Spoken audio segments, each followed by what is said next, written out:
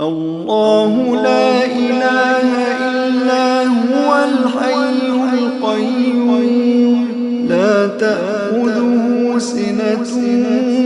ولا نوم له ما في السماوات وما في الأرض من ذا الذي يشفع عنده إلا بإذنه يعلم ما بين أيديهم وما خلفهم ولا يحيطون بشيء من علمه إلا بما شاء وسع كرسيه السماوات والأرض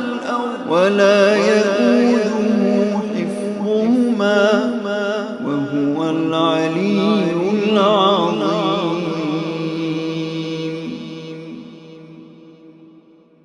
لا إكراه في الدين قد تبين الرشد من الغي فمن يكفر بالطاغوت ويؤمن بالله فقد استمسك بالعروة الوثقى لا انفصام لها والله سميع عليم